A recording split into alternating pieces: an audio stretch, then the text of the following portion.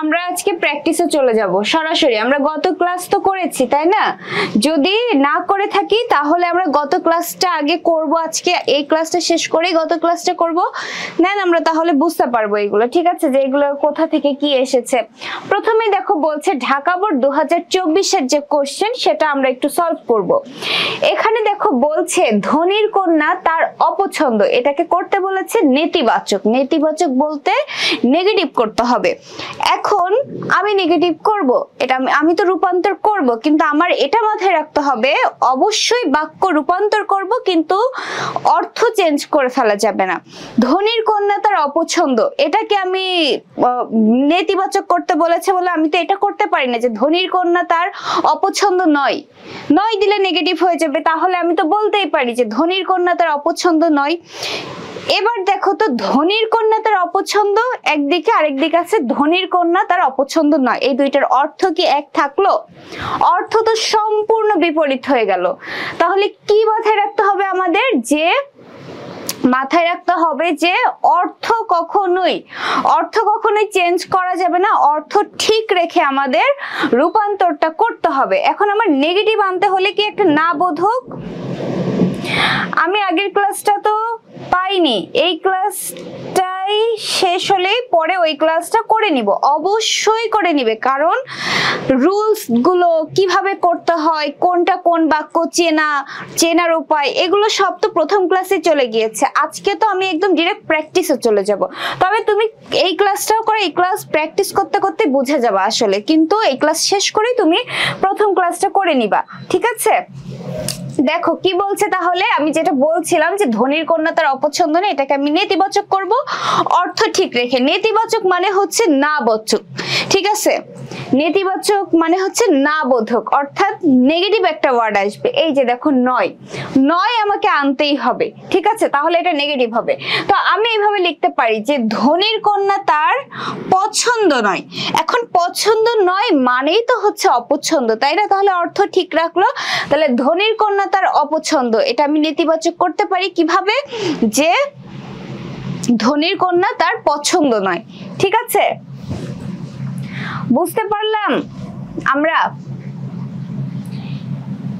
এরপরে দেখো এরকম আমরা আরো উদাহরণ বের করতে পারি। সেটা কিভাবে বের করতে পারি? যে ধনীরাই প্রকৃত সুখী, এভাবে আমরা লিখতে পারি যে কি ধনীরাই প্রকৃত সুখী। এখন আমি কিন্তু কি করব, এটাকে যদি আমি না বোধক করি তাহলে আমাকে অবশ্যই এটাকে কি অর্থ ঠিক রেখে আমাকে এটা রূপান্তর করতে হবে, তাই না? তাহলে এই যে এখানে যেমন করেছি ধনীর কন্যা তার পছন্দ নয়, অর্থ ঠিক রাখলাম, আবার না বোধক, তাহলে ধনীরাই প্রকৃত সুখী।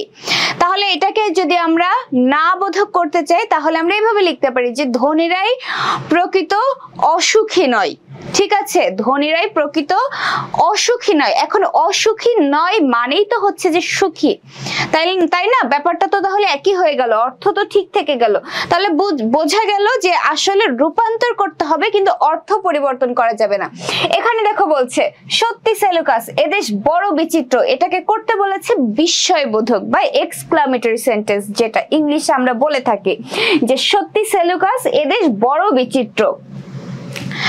এটাকে আমার কি করতে হবে? বিস্ময়বোধক করতে হবে। তাহলে আমি এভাবে বলতে পারি না যে সত্যি সেলুকাস কি বিচিত্র এদেশ, তাই না? এটা তো একটা বিস্ময় প্রকাশ পাচ্ছে না, সত্যি সেলুকাস কি বিচিত্র এদেশ। এবং যেখানে আমি বিস্ময়বোধক করব অবশ্যই বিস্ময়বোধক চিহ্ন আমাকে দিতে হবে।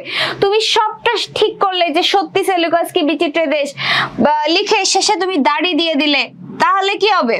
যে তুমি রূপান্তর করলে ঠিক, কিন্তু ওই যে বিরাম চিহ্নের জন্য তুমি ওখানে 0 পেয়ে যাবে, তাই না?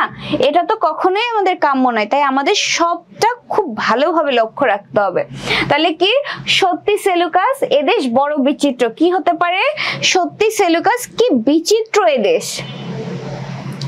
আমি বহু কষ্টে শিক্ষা লাভ করেছি, এটাকে যৌগিক বাক্যে রূপান্তর করতে হবে। যৌগিক বাক্যে কি কি থাকতে পারে?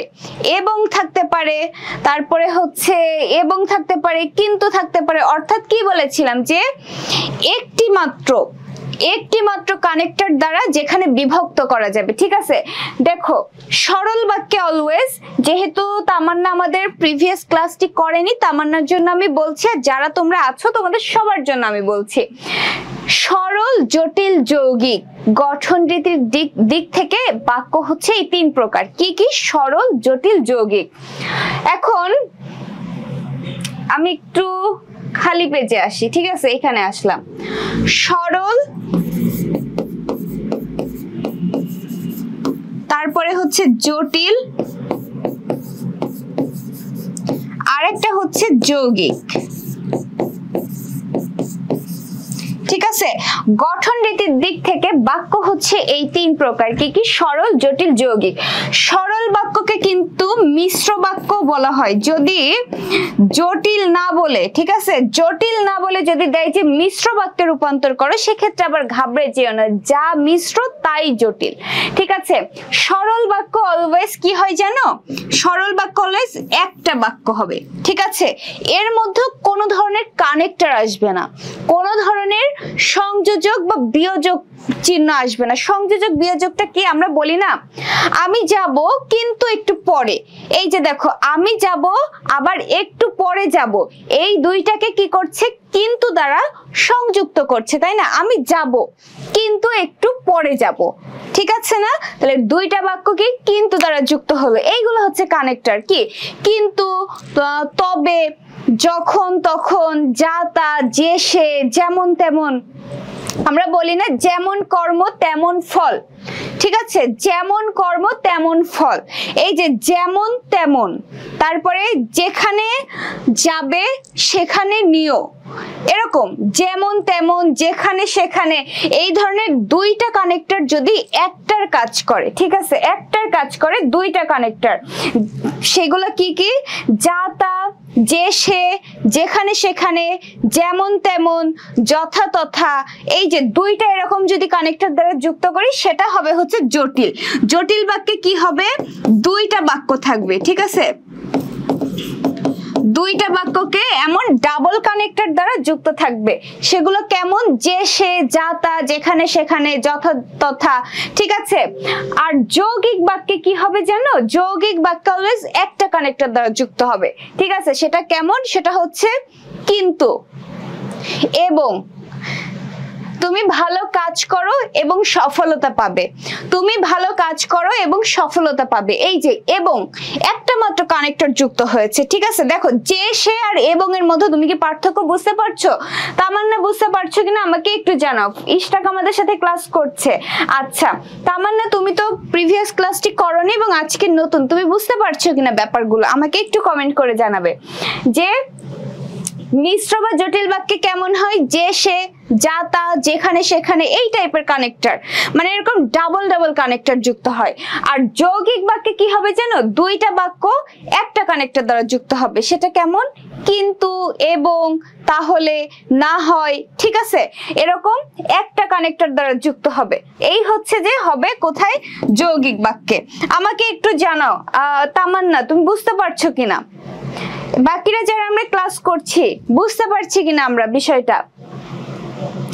একটু আগের ক্লাসটা জাস্ট একটু মেমোরাইজ করাই দিলাম, ঠিক আছে? এছাড়া আর কিছু না।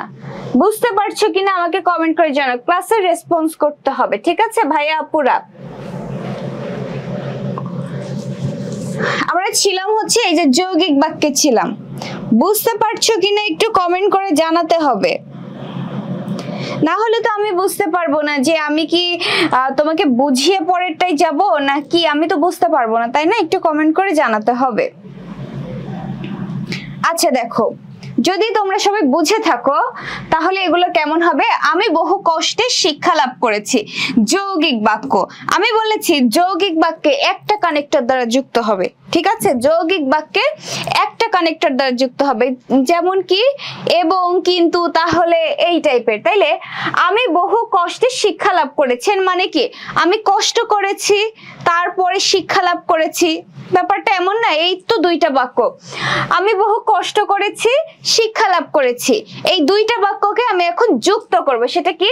আমি বহু কষ্ট করেছি এবং শিক্ষা লাভ করেছি, অথবা আমি বহু কষ্ট করেছি ফলে শিক্ষা লাভ করেছি, ঠিক আছে? তুমি যেভাবেই করো না কেন। আপু আমার নেট সমস্যা করতেছে, আমি পরে বুঝে নিব। আচ্ছা ঠিক আছে, কি বলছে দেখো, আমি বহু কষ্ট করেছি এবং শিক্ষা লাভ করেছি। এটাও হতে পারে, তুমি রুলস ঠিক রেখে যদি তুমি রূপান্তর করতে পারো। এখানে ফলে লিখেছি বলে যে আমাকে ফলেই লিখতে হবে, ব্যাপারগুলো এমন না। তুমি যদি রুলস ঠিক রেখে তুমি যদি রূপান্তর করতে পারো তাহলে তুমি অবশ্যই মার্কস পাবে, ঠিক আছে?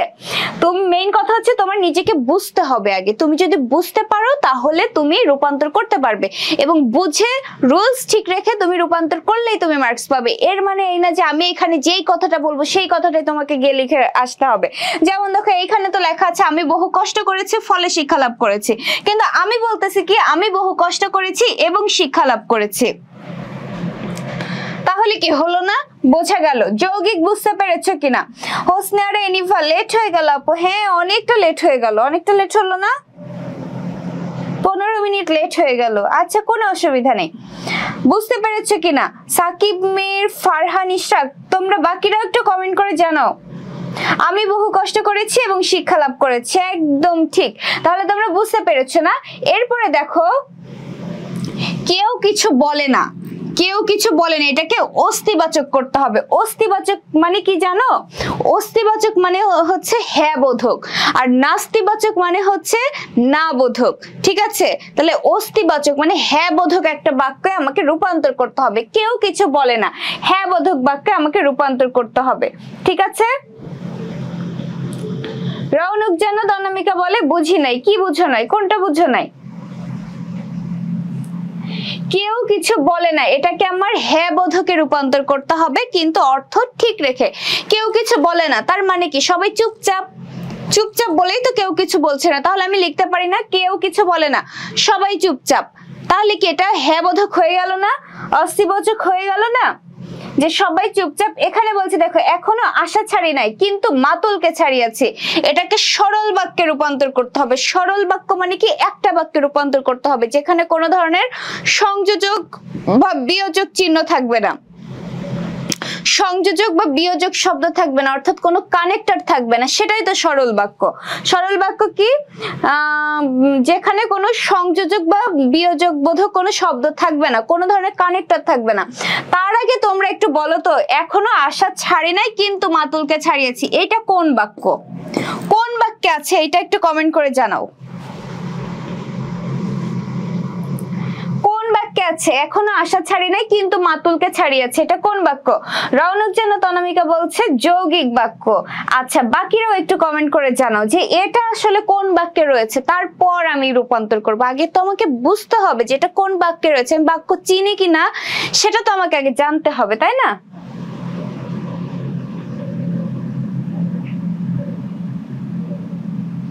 আপু বাক্য তত্ত্বের ক্লাস তো নিয়েছিলেন? হ্যাঁ ক্লাস নিয়েছিলাম, আজকে প্র্যাকটিস করাচ্ছে, আজকে বাক্য তত্ত্বের প্র্যাকটিস হবে। আচ্ছা হোসনে আরা এনিভাও বলছে যৌগিক। আর সবাই কই? আচ্ছা রাব্বি তো আমাদের সাথে ক্লাস করে, রাব্বি আজকে ক্লাসে নাই, কি হলো? কেউ একটু মেনশন দাও তো। তারপরে ঈশিতা অনেকদিন হলো ক্লাসে জয়েন হচ্ছে না। দেখছো তোমাদের নাম কিন্তু আমি মোটামুটি হচ্ছে কি বলে মুখস্থ করে ফেলেছি। আরেকটা আছে আলিফ ভান্ডারি আকাশ, সেও নাই ক্লাসে। তারপর হচ্ছে প্রত্যয়, সেও নাই। আচ্ছা দেখো সাকিব বলছে যৌগিক, ইশরাক বলছে যৌগিক, এরিভা বলছে যৌগিক। তোমরা যারা যৌগিক বলেছো সবার অ্যান্সার সঠিক হয়েছে। কেন সঠিক হয়েছে? এই যে দেখো তামান্না একটু দেখো এখানে বোঝার চেষ্টা করো। সেটা হচ্ছে ওরা দেখো বলতেছে যৌগিক মানে কি, ওরা কিন্তু বুঝে গিয়েছে যেহেতু ওরা প্রথম ক্লাস করেছে, তাই না? এখনো আশা ছাড়ি না। আমি কি বলেছি যে যৌগিক বাক্যে একটা কানেক্টর থাকবে। একটা কানেক্টরটা কেমন?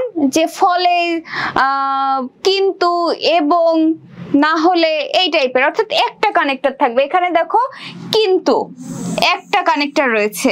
এখনো আশা ছাড়ি নাই কিন্তু মাতুলকে ছাড়িয়েছে। এটা যদি আমি এমন হতো, যখন আমি আশা ছেড়েছি তখন আমি মাতুলকে ছেড়েছি, যখন আমি আশা ছেড়েছি তখন আমি মাতুলকে ছেড়েছি। এই দেখো যখন তখন আসতেছে না? তো যখন তখন এই টাইপের যদি ডাবল কানেক্টর আসে সেটা হয়ে যায় হচ্ছে যে জটিল বা মিশ্র বাক্য, ঠিক আছে? তাহলে এই জটিল বাক্যকে যৌগিক বাক্যকে আমি করব সরল বাক্য। এই কিন্তু আমি উঠিয়ে দিব এবং অর্থ ঠিক রাখবো। সেটা কি এখনো আশা ছাড়ি নাই কিন্তু মাতুলকে ছাড়িয়েছি। সেটা কি এখনো আশা না ছাড়লেও মাতুলকে ছেড়েছি। অর্থ ঠিক থাকলো না? এখনো আশা ছাড়ি নাই, সে এখনো আশা ছাড়ে না কিন্তু তার মাতুলকে ছেড়ে দিয়েছে। অপরিচিতার একটা লাইন, তাই না? তাহলে কি এখনো আশা না ছাড়লেও মাতুলকে ছেড়েছি, ব্যাপারটা এমন, তাই না? এখনো আশা না ছাড়লেও মাতুলকে ছাড়িয়েছি। আরেকটা ব্যাপার দেখো, তোমাদেরকে লক্ষ্য রাখতে হবে, প্রশ্নে যদি সাধু ভাষায় লেখা থাকে অ্যান্সার অবশ্যই তুমি সাধু ভাষাতেই করবে। আর প্রশ্ন যদি চলিত ভাষাতে থাকে তাহলে অ্যান্সার তুমি চলিত ভাষাতে করবে, কোনো অসুবিধা নাই।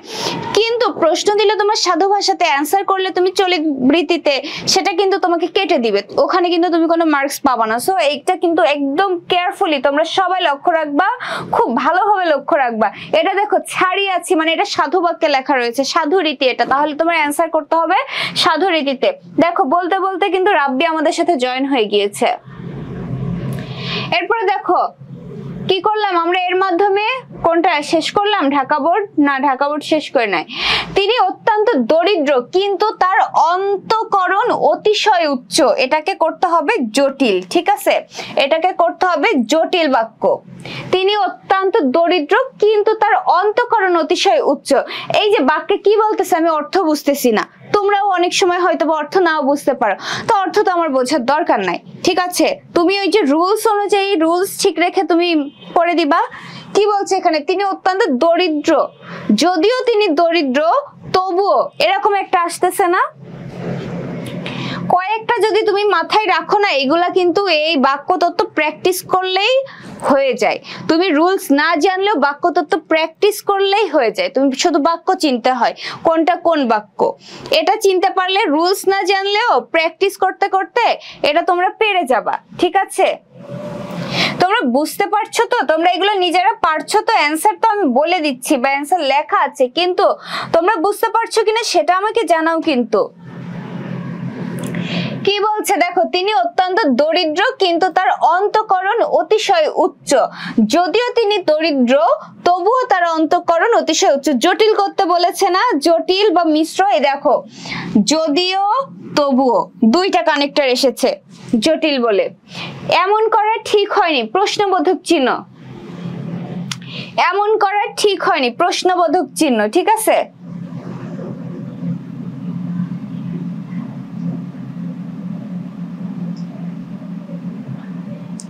দেখো প্রশ্নবোধক চিহ্ন যদি এমন আসে, দেখো না বোধক রয়েছে, এমন করা ঠিক হয়নি, না বোধক যদি আসে তাহলে তুমি প্রশ্নবোধক করতে গিয়ে একটা হ্যাঁ বোধক টাইপের দিবা, মানে হচ্ছে না বোধকটা উঠাই দিবা। এমন করা ঠিক হয়েছে কি, আমি যেটা বোঝাতে চাচ্ছি তোমরা বুঝো।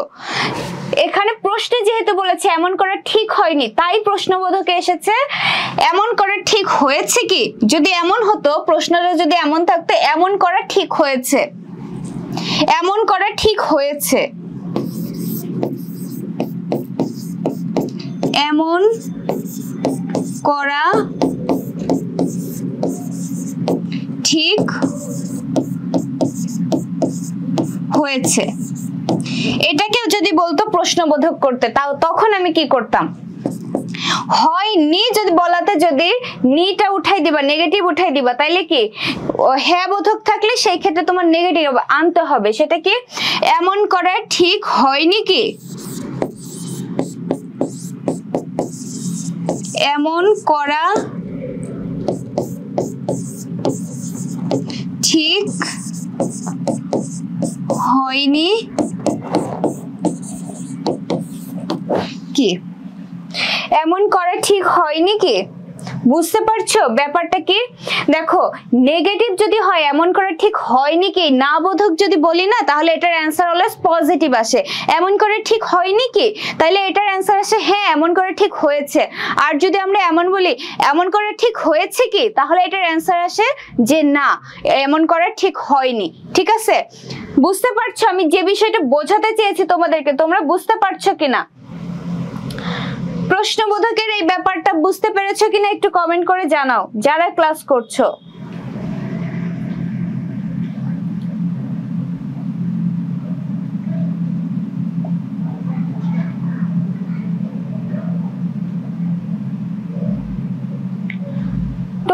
বুঝতে পারছো কিনা একটু আমাকে কমেন্ট করে জানাও।